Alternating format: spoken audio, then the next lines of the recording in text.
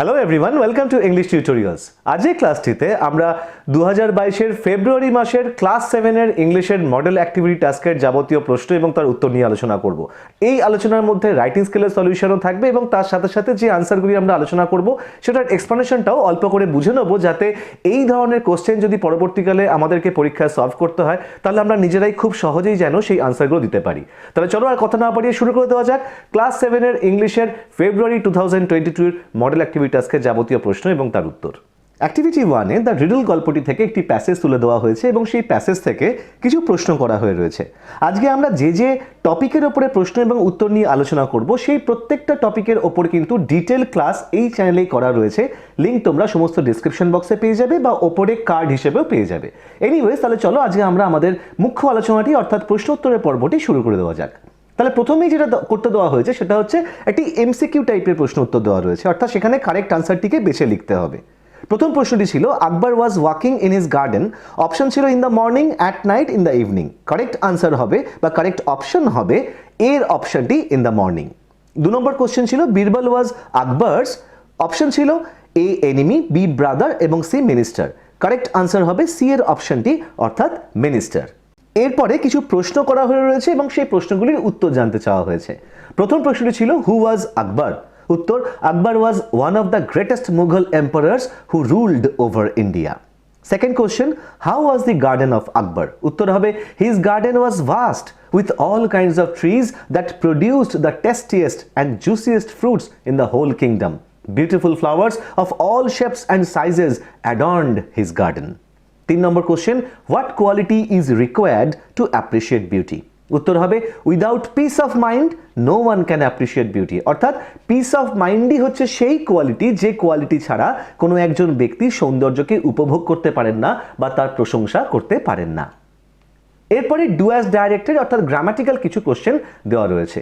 প্রথম প্রশ্নটি ছিল last evening my mother and I, ব্র্যাকেটে ছিল watch the news on the TV.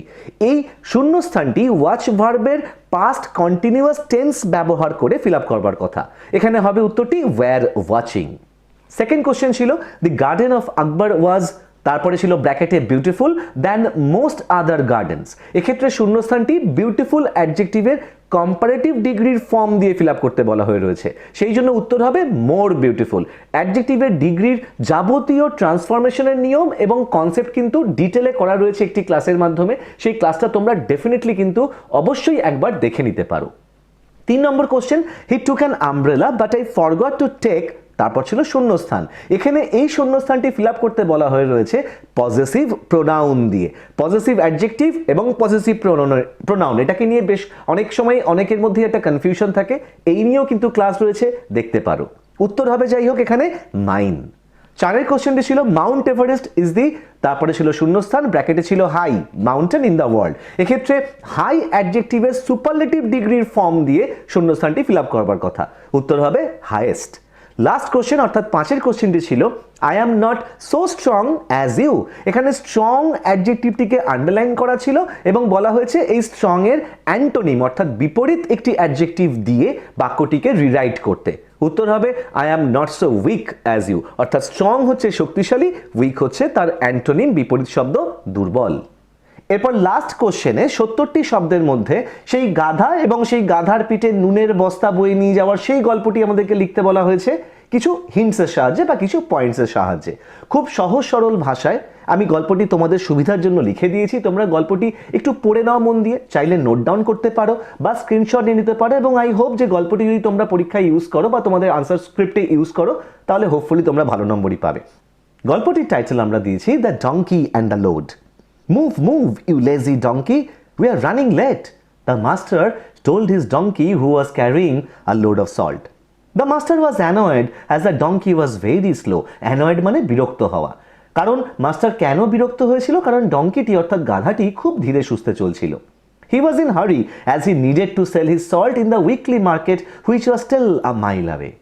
On the way they came across a shallow stream. Shallow stream মানে অগভীর জলের জলধারা বা ছোট নদী। And the donkey suddenly slipped and fell in the water.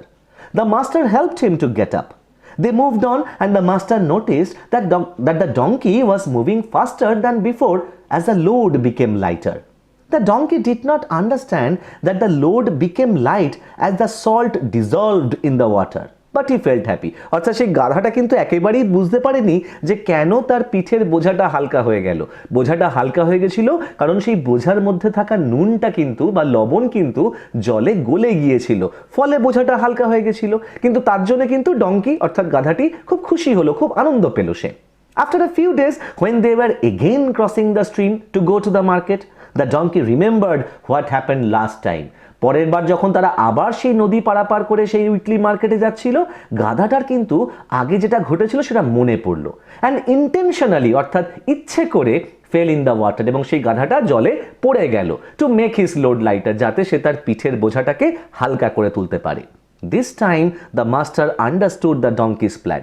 এইবার কিন্তু মাস্টার, সেই গাধাটার মালিক কিন্তু গাধাটার এই পরিকল্পনা বা প্ল্যান বুঝতে পারল। He decided to teach him a lesson.